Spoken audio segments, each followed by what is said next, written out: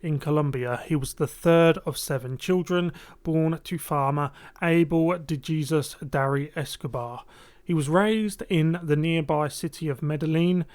Escobar is thought to have begun his criminal career as a teenager, allegedly stealing gravestones, sanding them down for resale, and then selling them on to local smugglers.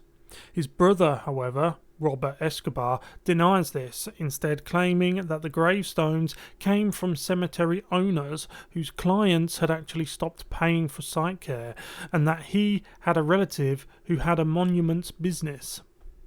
Escobar's son, Sebastian, claims that his father's foray into crime began with a successful practice of selling counterfeit high school diplomas, generally counterfeiting those awarded by the Universidad Autónoma of Medellin. Escobar studied at the university itself for a short period, but left without obtaining a degree. Escobar eventually became involved in many criminal activities with Oscar Benel Aguirre, with the duo running petty street scams, selling contraband cigarettes, fake lottery tickets, and stealing cars. In the early 1970s, prior to entering the drugs trade, Escobar acted as a thief and bodyguard, allegedly earning up to $100,000 by kidnapping and holding a Medellin executive for ransom. Escobar began working for Alvaro Prieto, a contraband smuggler who operated around the city of Medellin. Aiming to fulfill a childhood ambition to have $1 million Colombian dollars by the time he was 22, he is known to have had a bank deposit of 100 million Colombian dollars, which is more than $3 million today, when he turned 26. In the accountant's story, Roberto Escobar discusses how Pablo rose from middle-class simplicity and obscurity to one of the world's wealthiest men. Beginning in 1975, Pablo started developing his cocaine operation, flying planes out several times, mainly between Colombia and Panama, along smuggling routes into the United States. When he later brought 15 bigger airplanes, including a Learjet and 6 helicopters, a close friend of Pablo's died during the landing of an airplane, along with the plane being destroyed, according to his son. Pablo reconstructed the aeroplane from the scrap parts that were left and later hung it above the gate to his ranch. In May 1976, Escobar and several of his men were arrested and found in possession of 18 kilos of white paste, attempting to return to Medellin with a heavy load from Ecuador. Initially, Pablo tried to bribe the Medellin judges, who were forming a case against him, and were unsuccessful. After many months of legal wrangling, he ordered the murder of the 2 arresting officers, and the case was later dropped. Roberto Escobar details this as the point where Pablo began his pattern of dealing with the authorities through either bribery or murder. Soon, the demand for cocaine greatly increased in the United States, which led to Escobar organizing more smuggling shipments, routes, and distribution networks in South Florida, California, Puerto Rico, and other parts of the country. He and cartel co-founder Carlos Leder worked together to develop a new transshipment point in the Bahamas, an island called Norman's Cay, about 350 kilometers southeast of the Florida coast. According to his brother, Escobar did not purchase Norman's Cay. It was instead a sole venture of Leder's.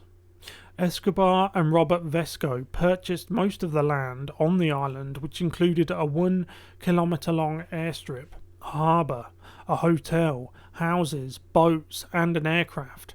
And they built a refrigerated warehouse to store the cocaine. From 1978 to 1982, this was used as a central smuggling route for the Medellin cartel. With the enormous profits generated by this route, Escobar was soon able to purchase 20 square kilometers of land in Antigua for several $1 million, on which he built the Hacienda Napoles, This luxury house he created contained a zoo, a lake, a sculpture garden, a private bull ring, and other diversions for his family and the cartel. In 1982, Escobar was elected as an alternate member of the Chamber of Representatives of Colombia, as part of a small movement called Liberal Alternative. Earlier in the campaign, he was a candidate for the Liberal Renewal movement, but had to leave it because of the firm opposition of Luis Carlos Galán, whose presidential campaign was supported by the Liberal Renewal movement. Escobar was the official representative of the Colombian government for the swearing in of Felipe González in Spain. Escobar quickly became known internationally as his drug network gained notoriety. The Medellin cartel controlled a large portion of the drugs that entered the United States, including Puerto Rico, but also Mexico, the Dominican Republic, Venezuela, and Spain. The production process was also altered, with coca from Bolivia and Peru replacing the coca from Colombia, which was beginning to be seen as substandard quality than the coca from the neighbouring countries. As demand for more and better cocaine increased, Escobar began working with Robert Suarez Gomez, helping to further the product to other countries in the Americas and Europe, as well as being rumoured to reach as far as Asia. It is alleged that Escobar backed the 1985 storming of the Colombian Supreme Court by left-wing guerrillas from the 19th of April movement, also known as M19. The siege, a retaliation motivated by the Supreme Court studying the constitutionality of Colombia's extradition treaty with the US, resulted in the murders of half the judges of the court. M19 were paid to break into the palace and burn all papers and files on Los Extraditables, a group of cocaine smugglers who were under threat of being extradited to the United States by the Colombian government. Escobar was also listed as a part of Los Extraditables. Hostages were also taken for negotiation of their release, thus helping to prevent the extradition of Los Extraditables to the United States for their crimes. During the height of its operations, the Medellin cartel brought in more than $70 million per day. This level of income is roughly $26 billion, smuggling 15 tons of cocaine per day, worth more than $500 million into the United States. The cartel spent over $1,000 per week purchasing rubber bands to wrap the stacks of cash they received, storing most of it in their warehouses. 10% of the cash had to be written off per year because of spoilage due to rats creeping in and nibbling on the bills they could reach. When questioned about the essence of the cocaine business, Escobar replied with, quote, "The business is simple. You bribe someone here, you bribe someone there, and you pay a friendly banker to help you bring the money back." End quote. In 1989, Forbes magazine estimated Escobar to be one of 227 billionaires in the world, asserting that he had a personal net worth approaching $3 billion. Whilst his Medellin cartel controlled 80% of the global cocaine market, it is commonly believed that Escobar was the principal financier behind Medellin's Atlético Nacional, which won South America's most prestigious football tournament, the Copa Libertadores, in 1989. Whilst seen as an enemy of the United States and Colombian governments, Escobar was a hero to many in Medellin, especially to the poor. He was a natural at public relations, and he worked to create goodwill among the poor of Colombia. A lifelong sports fan, he was credited with building football fields and multi-sport courts, as well as sponsoring children's football teams. Escobar was also responsible for the construction of houses and football fields in western Colombia, which gained him popularity among the poor. He worked hard to cultivate his Robin Hood image and frequently distributed money through housing projects and other civic activities, which gained him notable popularity among the locals of the towns that he frequented. Some people from Medellin often helped Escobar avoid police capture by serving as lookouts, hiding information from authorities, or doing whatever else they could to protect him. At the height of his power, drug traffickers from Medellin and other areas were handing over between 20 and 35% of their Colombian cocaine-related profits to Escobar himself, as he was the one who shipped the cocaine successfully to the United States. The Colombian cartel's continuing struggles to maintain supremacy resulted in Colombia quickly becoming the world's murder capital, with 25,100 violent deaths in 1991 alone, and 27,100 deaths in 1992. This increased murder rate was fueled by Escobar giving money to his hitmen as a reward for killing police officers, over 600 of whom died as a direct result. After the assassination of Luis Carlos Galan, the administration of Cesar Gaviria moved against Escobar and the drug cartels. Eventually, the government negotiated with Escobar and convinced him to surrender and cease all criminal activity in exchange for a reduced sentence and preferential treatment during his captivity. Declaring an end to a series of previous violent acts meant to pressure authorities and public opinion, Escobar surrendered to Colombian authorities in the year 1991. Before he gave himself up, though, the extradition of Colombian citizens to the United States had been prohibited by the newly approved Colombian Constitution of 1991. This act was controversial as it was suspected that Escobar and other drug lords had influenced members of the Constituent Assembly in passing the law. Escobar was confined in what became his own luxurious private prison, called La Cathedral, which featured a football pitch, a giant dollhouse, a bar, a jacuzzi, and a waterfall. Accounts of Escobar's continued criminal activities whilst in prison began to surface in the mainstream media, which prompted the government to attempt to move him to a more conventional prison on 22nd July 1992. Escobar's influence allowed him to discover the plan in advance and make a successful escape, spending the remainder of his life evading the police. Following Escobar's escape, the United States Joint Special Operations Command, consisting of members of DEVGRU, SEAL Team 6, and Delta Force, also the Central Spike, joined in the manhunt for Escobar.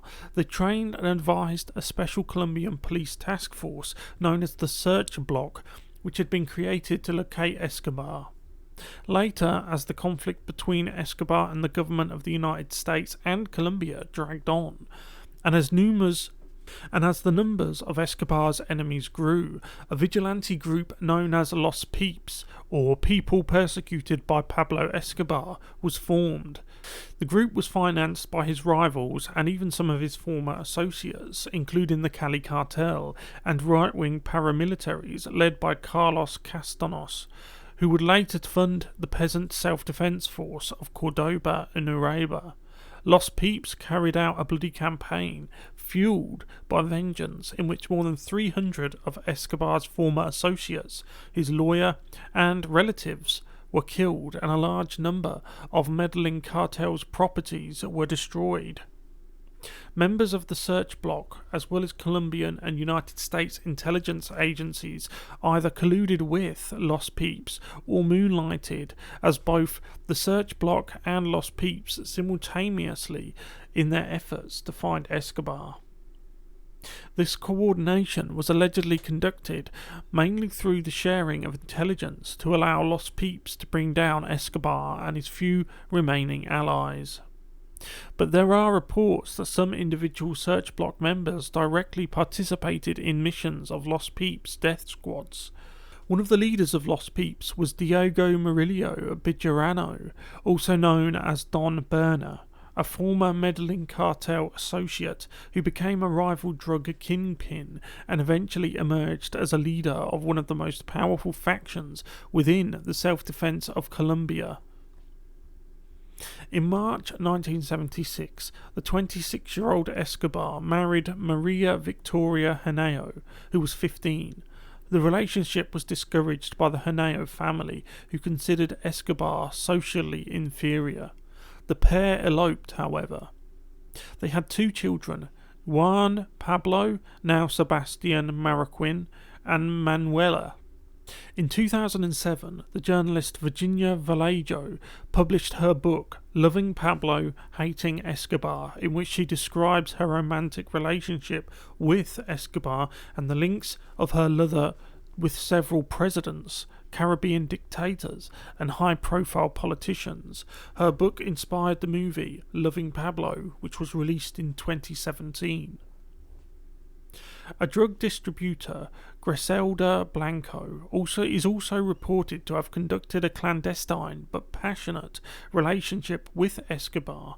Several items in her diary link him with the nickname Q de mi Rey, or My Coke King, and Pola Blanca, or White Cock. After becoming wealthy, Escobar created or bought numerous residences and safe houses, with the Hacienda Napoles gaining significant notoriety.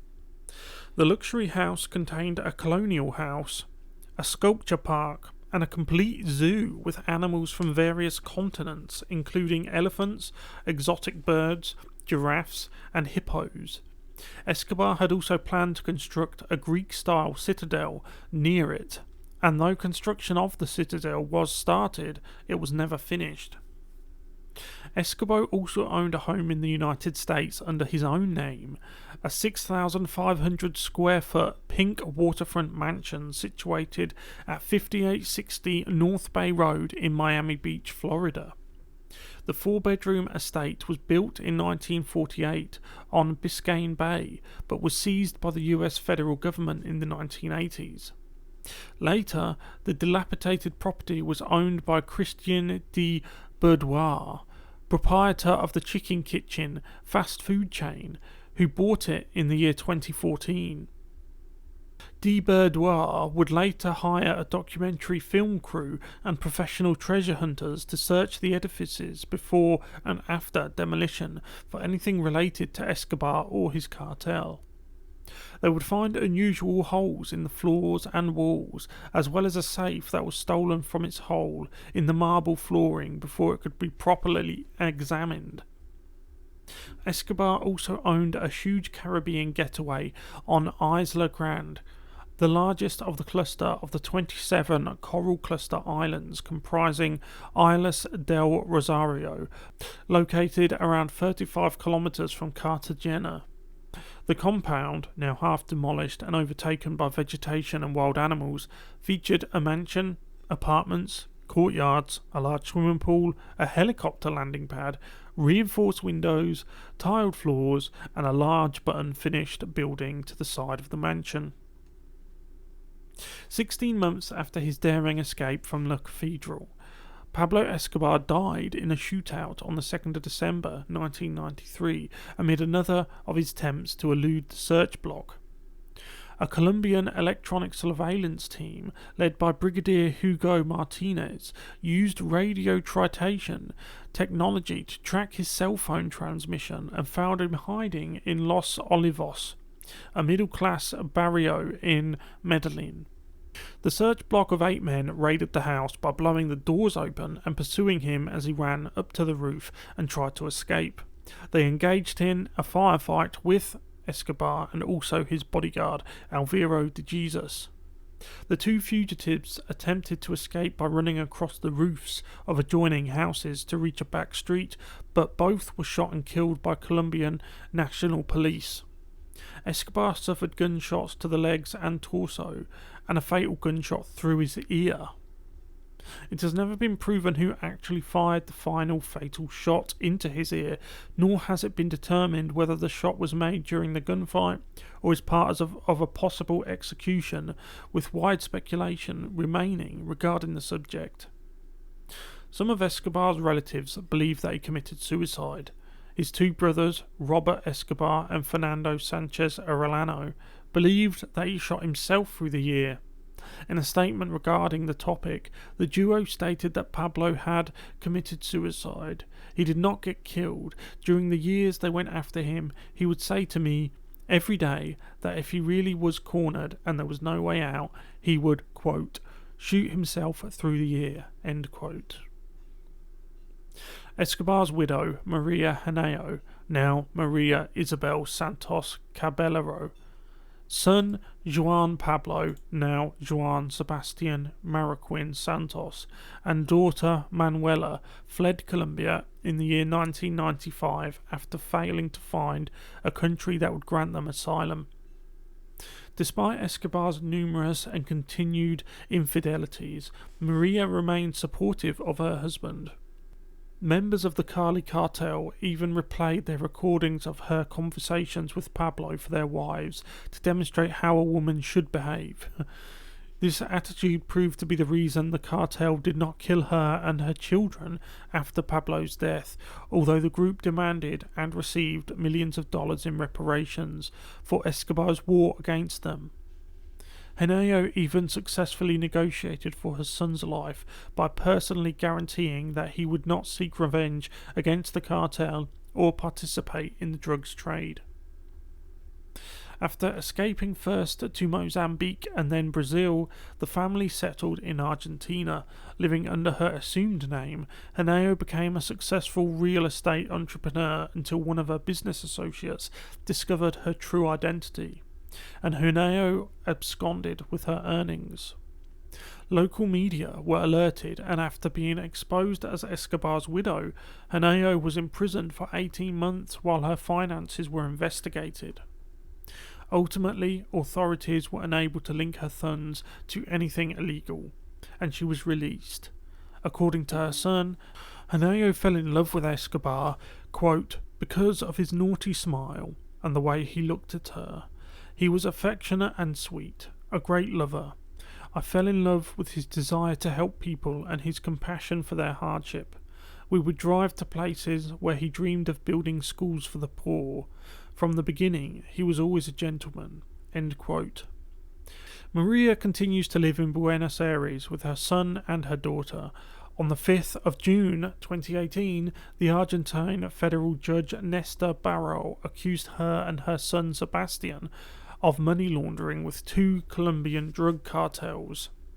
The judge ordered the seizure of assets totaling $1 million each. Argentinian filmmaker Nicolas Entel's documentary Sins of My Father, published in 2009, chronicles Marroquin's efforts to seek forgiveness on behalf of his father from the sons of Rodrigo Lara, Colombia's justice minister who was assassinated in 1984, as well as from the sons of Luis Carlos Galán, the presidential candidate who was assassinated in 1989. The film was shown at the 2010 Sundance Film Festival and premiered in the US on HBO in October 2010.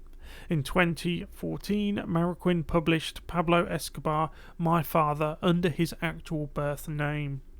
The book provides a first-hand insight into the details of his father's life and describes the fundamentality disintegrating effect of the death upon the family. And that brings an end to today's video. I hope you enjoyed learning about the life and times of one Pablo Escobar, one of South America's most notorious Robin Hood-esque figures. I certainly enjoyed researching and scripting this video. If you haven't yet, if you found the video informative or entertaining, by all means subscribe to the Tome, hit the notification bell and share this video around. Let me know what you think in the comment section below. This channel is getting some traction, more than I actually thought it would.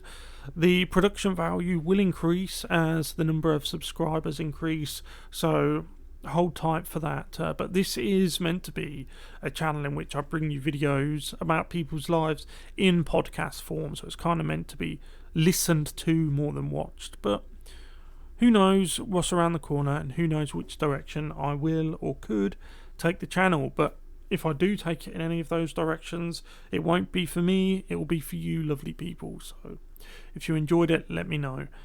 Show the channel some love. Anyway, I'll see you in the next one. Goodbye.